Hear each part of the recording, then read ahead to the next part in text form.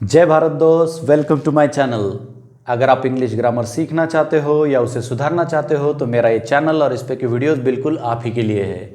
अगर आप इस चैनल पे नए हो तो इसे सब्सक्राइब कर देना, साथ ही में बेल आइकॉन पे क्लिक करके फर्स्ट वाले बेल पे भी क्लिक कर देना।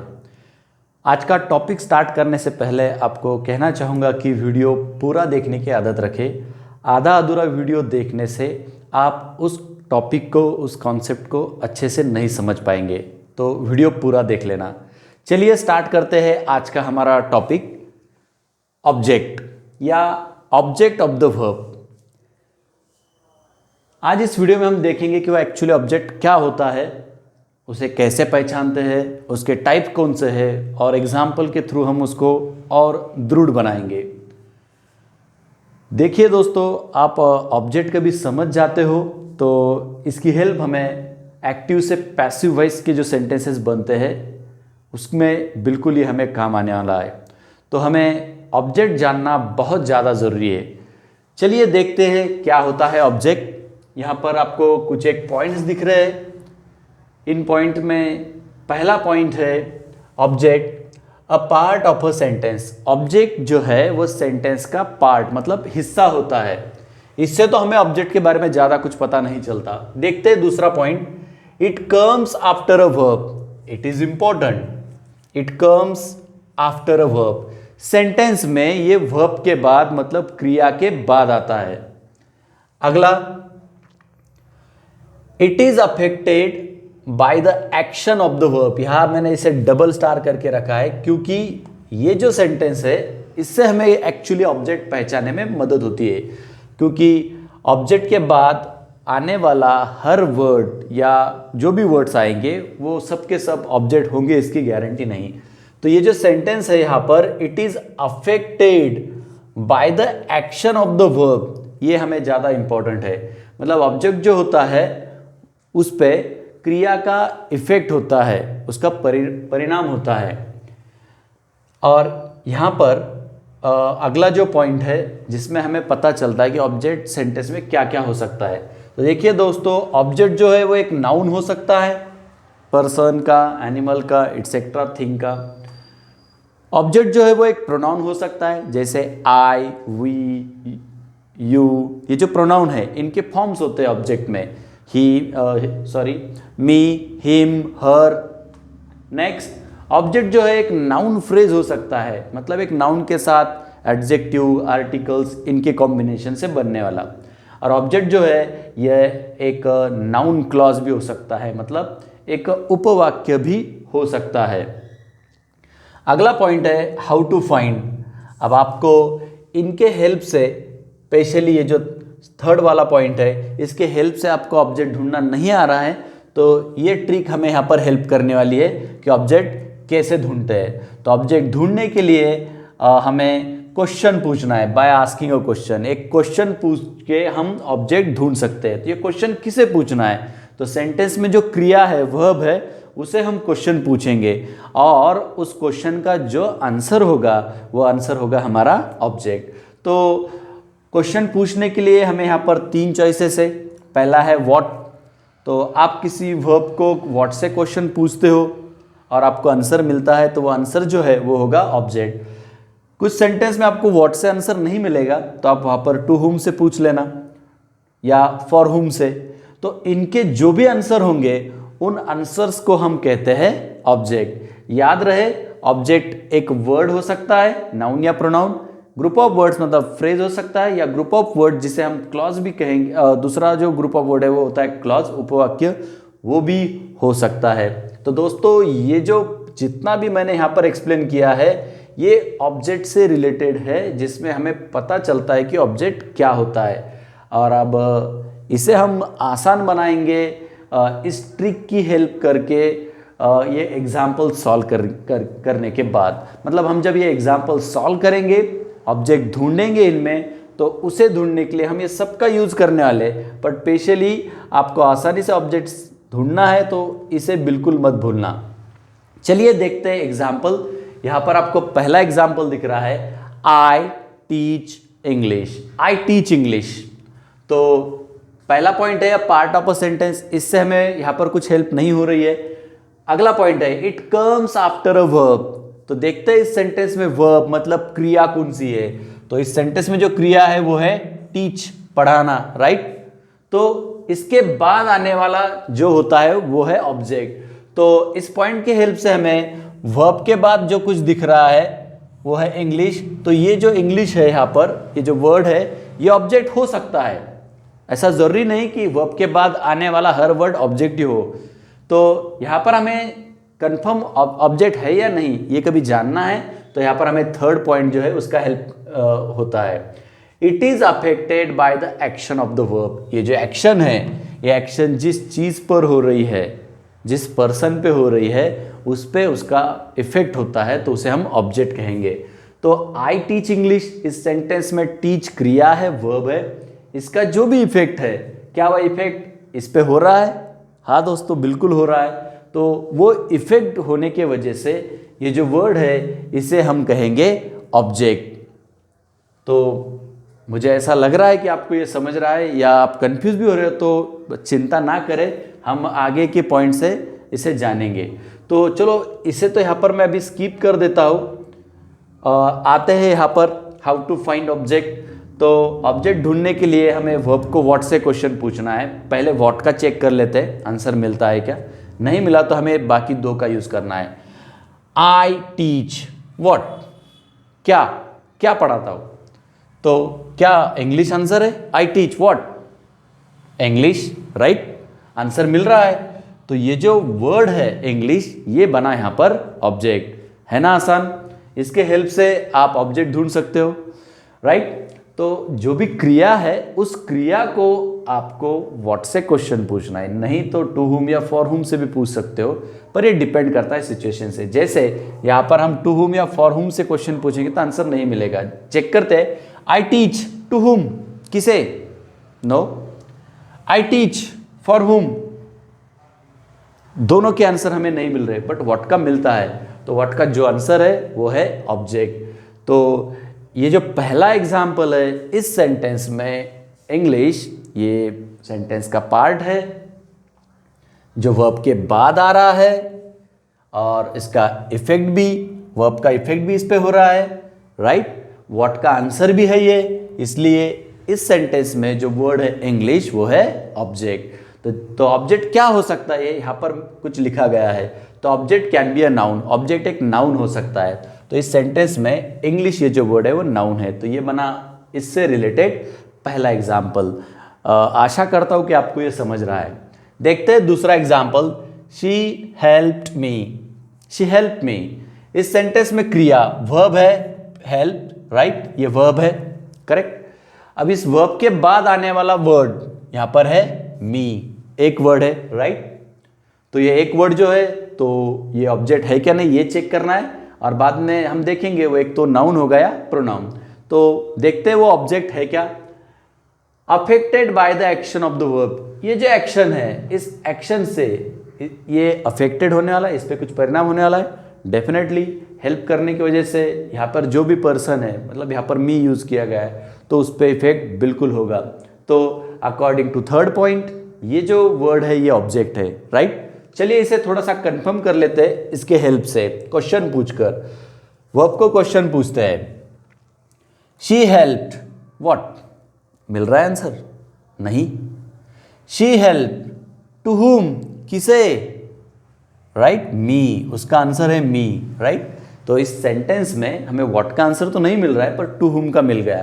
तो जो आंसर है वो आंसर है object, she help to whom me, right. तो इस तरीके से हमें यहाँ पर पता चल रहा है कि ये जो वर्ड है ये है ऑब्जेक्ट। तो जो वर्ड मी है वो नाउन नहीं है, वो है प्रोनाउन। तो इस सेंटेंस में जो ऑब्जेक्ट है मी, वो वर्ब के बाद आया है, सेंटेंस का हिस्सा है, उस पर इफेक्ट भी हो रहा है, टू हुम का आंसर दे रहा है, और अकॉर्डिंग टू दिस ये जो मी है ये नाउन नहीं है तो प्रोनाउन है। तो ये जो पहला एग्जाम्पल हमने देखा इसमें ऑब्जेक्ट एक नाउन है, ये जो दूसरा एग्जाम्पल हमने देखा इसमें ऑब्जेक्ट जो है वो एक प्रोनाउन है। देखते हैं अगला example, Arya Yeats a mango. क्रिया कौन सी है? इट्स, राइट, खाने की क्रिया। अब इसके बाद आने वाले जो भी वर्ड्स है वो ऑब्जेक्ट हो सकते हैं। तो कौन कौन से वर्ड्स है? ये दो वर्ड्स है यहाँ पर, अ मैंगो। तो देखते हैं third point, affected by the action. जब ईटिंग की एक्शन होगी तो उस एक्शन से मैंगो पे कुछ इफेक्ट होगा? यस, बिल्कुल होगा, राइट। तो ये जो यहाँ पर वर्ड है मैंगो, जो मतलब आर्टिकल के साथ लिखा गया है, तो ये जो दोनों का कॉम्बिनेशन है, ये कॉम्बिनेशन यहाँ पर अफेक्ट हो रहा है। तो अकॉर्डिंग टू थर्ड पॉइंट, ये जो ग्रुप है वर्ड्स का, या जो दो वर्ड्स है अ मैंगो, ये है ऑब्जेक्ट। अब इसे हमें बस कंफर्म करना है इन क्वेश्चन के हेल्प से। चलिए क्वेश्चन पूछते हैं, आर्या ईट्स व्हाट? क्या खाती है आर्या? A mango, right. तो हमें आंसर भी मिल रहा है। तो यहाँ पर दोस्तों जो दो वर्ड्स है अ मैंगो, वो सेंटेंस का हिस्सा है, वो वर्ब के बाद आ रहे हैं। इसके बाद उस वर्ब की जो क्रिया है उसका इफेक्ट भी इस पे हो रहा है। इसके बाद ये क्वेश्चन, कभी हम वर्ब को पूछेंगे, व्हाट से क्वेश्चन पूछेंगे तो उसका आंसर भी है। तो अकॉर्डिंगली ये जो दो वर्ड्स है, ये दोनों मिलकर यहाँ पर हमें मिल रहा है ऑब्जेक्ट। तो ये जो दो वर्ड का कॉम्बिनेशन है, तो ये नाउन नहीं है, ये प्रोनाउन भी नहीं है, ये है थर्ड नंबर में नाउन फ्रेज। तो नाउन फ्रेज आर्टिकल के साथ नाउन, एडजेक्टिव के साथ नाउन, या तीनों का कॉम्बिनेशन हो सकता है। तो पहला एग्जाम्पल जो हमने देखा वो नाउन का एग्जाम्पल है, दूसरा प्रोनाउन का है, और तीसरा जो है वो नाउन फ्रेज। आशा करता हूँ कि आपको ये सब समझ रहा है।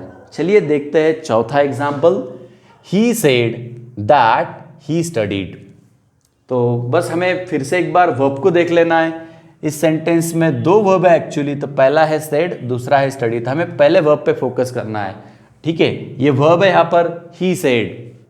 अब इस वर्ब के बाद जो कुछ आ रहा है, ये सब इतने सारे वर्ड्स है, ये ऑब्जेक्ट हो सकते हैं। तो अकॉर्डिंग टू दिस 2 पॉइंट्स हमें एक तो सेंटेंस का पार्ट मिल गया, और जो पार्ट है वो वर्ब के बाद आ रहा है। चेक करना है इसे हमें, affected by the action of the verb, he said. अब इसने जो कहा है वो आगे कुछ इफेक्ट हो रहा है क्या नहीं, वो हमें चेक करना है। तो वहाँ पर इफेक्ट की कोई बात है नहीं, तो उसने क्या कहा है वो भी ऑब्जेक्ट हो सकता है।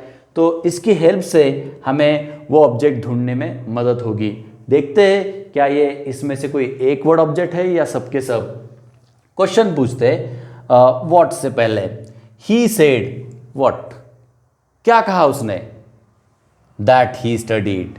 क्या ये आंसर है उस सवाल का? ही सेड व्हाट, क्या कहा उसने क्या कहा?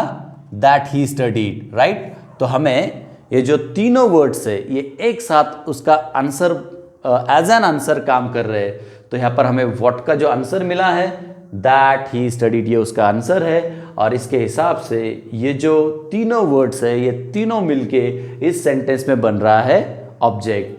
तो ये जो ऑब्जेक्ट है ये नाउन नहीं है, ये प्रोनाउन भी नहीं है, ये फ्रेज भी नहीं है, ये है क्लॉज। अब क्लॉज क्यों है? क्योंकि इसमें एक सब्जेक्ट के साथ एक वर्ब है फिर से, इसलिए ये है नाउन क्लॉज का एग्जाम्पल। तो अभी तक हमने क्या देखा है कि ऑब्जेक्ट क्या होता है, उसे कैसे ढूंढते हैं, ऑब्जेक्ट एज अ ऑब्जेक्ट काम करने वाले कौन कौन होते हैं, और उनके ये सब एग्जाम्पल्स। तो नाउन का एग्जाम्पल, प्रोनाउन का एग्जाम्पल, नाउन फ्रेज का एग्जाम्पल, और ये है नाउन क्लॉज का एग्जाम्पल। तो मैं बहुत आशा कर रहा हूँ यहाँ पर कि आप ऑब्जेक्ट जो है वो ढूंढना या उसे पहचानना सीख चुके होंगे। याद रहे आपको, बस ये इसमें कन्फ्यूजन कभी हो रहा है तो बस सेंटेंस में की क्रिया देख लेना, और उस क्रिया को व्हाट, टू हुम या फॉर हुम से क्वेश्चन पूछ लेना। क्वेश्चन पूछने के बाद जो आंसर आपको मिलेगा वो आंसर होगा ऑब्जेक्ट, चाहे फिर वो एक वर्ड हो, फ्रेज हो या क्लॉज हो, इससे हमें लेना देना नहीं। ऑब्जेक्ट ढूंढना है तो बस इनका यूज कर लेना। आगे दोस्तों हमें देखना है ऑब्जेक्ट के टाइप्स। ऑब्जेक्ट के दो टाइप्स होते हैं, पहला है डायरेक्ट ऑब्जेक्ट और दूसरा है इनडायरेक्ट ऑब्जेक्ट। तो डायरेक्ट ऑब्जेक्ट जो होता है वो क्या होता है, देखिए, रिसीव्स इफेक्ट। ये जो डायरेक्ट ऑब्जेक्ट होता है इस पे एक्चुअली उस क्रिया का इफेक्ट होता है, परिणाम होता है। और इसे ढूंढने के लिए हमें जो क्वेश्चन पूछना होता है वो होता है व्हाट से। अब इनडायरेक्ट ऑब्जेक्ट देखते हैं। इनडायरेक्ट ऑब्जेक्ट होता है टू हुम और for whom the action is done, जिसके साथ या जिसके लिए ये एक्शन की जाती है, क्रिया की जाती है, उसे कहा जाता है इनडायरेक्ट ऑब्जेक्ट। अब इनडायरेक्ट ऑब्जेक्ट ढूंढने के लिए हमें वर्ब को मतलब क्रिया को एक तो टू हुम से क्वेश्चन पूछना है या फॉर हुम से। मतलब अभी तक हमने जो ट्रिक यूज की है यहाँ पर इसे ढूंढने के लिए, बस वही हमें यूज करनी है। तो जब आपको कोई बड़ा सा सेंटेंस दिखेगा तो उसमें से पहले वर्ब को ढूंढना है।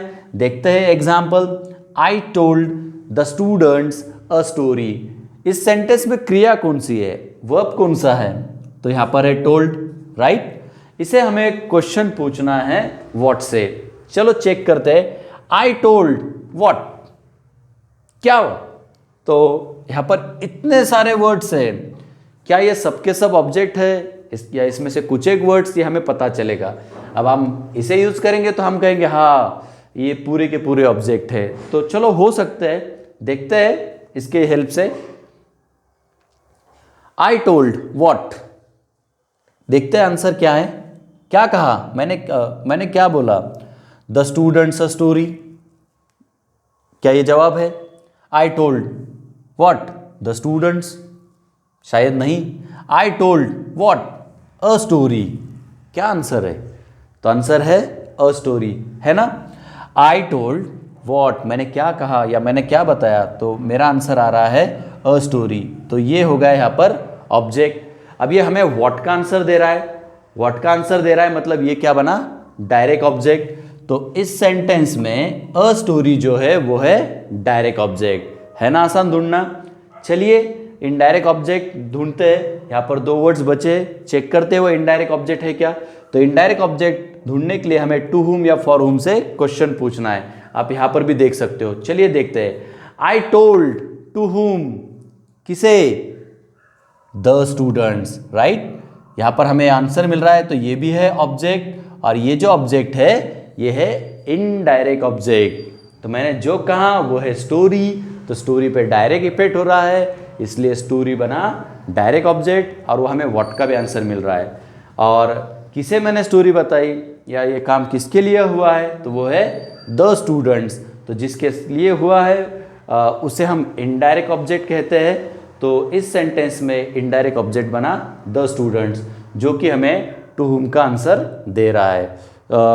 मैं आशा करता हूँ कि आपको डायरेक्ट एंड इनडायरेक्ट ऑब्जेक्ट कैसे पहचानना है ये समझ रहा है। देखते हैं दूसरा example, he sells a boy a book. कौन सी क्रिया है इस सेंटेंस में? सेल्स, ये वर्ब है, राइट। ही सेल्स। चलिए डायरेक्ट ऑब्जेक्ट ढूंढते हैं, जिसके लिए हमें व्हाट से क्वेश्चन पूछना है। ही सेल्स व्हाट, क्या बेचता है वो? अ बॉय अ बुक, या अ बुक, क्या बेचता है? He sells what a book, right, वो बुक बेचता है। तो ये व्हाट का आंसर है, इसलिए यहां पर ये बना डायरेक्ट ऑब्जेक्ट। चलो इनडायरेक्ट ऑब्जेक्ट ढूंढते हैं, इनमें से किसी से एक सवाल पूछकर। ही सेल्स टू हुम, किसे? A boy, right. तो यहां पर ये बना इनडायरेक्ट ऑब्जेक्ट। तो बस इतना आसान है डायरेक्ट एंड इनडायरेक्ट ऑब्जेक्ट ढूंढना। तो एक्चुअली आप बस इतना भी यूज कर लेते हो तो बिल्कुल आप सेंटेंस में से ऑब्जेक्ट ढूंढ सकते हो। याद रहे, जो सेंटेंस आप पढ़ोगे और ऑब्जेक्ट ढूंढना चाहोगे, उस सेंटेंस में जो वर्ब है वो क्रिया होना चाहिए। तो उस क्रिया को हम इनसे सवाल पूछकर ऑब्जेक्ट ढूंढ सकते हैं। तो आज के इस वीडियो में हमने सीखा है अभी तक ऑब्जेक्ट क्या होता है, ऑब्जेक्ट कैसे ढूंढते हैं, ऑब्जेक्ट का रोल करने वाले कौन कौन होते हैं, उनके कुछ एक एग्जाम्पल्स, उसके बाद ऑब्जेक्ट के दो टाइप्स डायरेक्ट इनडायरेक्ट, उसे कैसे ढूंढना है, और यहाँ पर हमने एक्चुअली दो एग्जाम्पल के थ्रू उसे ढूंढ लिया है। तो उम्मीद करता हूँ कि आपको ये जो सब कॉन्सेप्ट्स है या इस टॉपिक से रिलेटेड जो भी है ये आपको अच्छे से समझ में आया होगा। तो इसी तरीके से ग्रामर सीखने के लिए, उसे इम्प्रूव करने के लिए जुड़े रहे अपने ही इस चैनल पे। तब तक के लिए बाय बाय।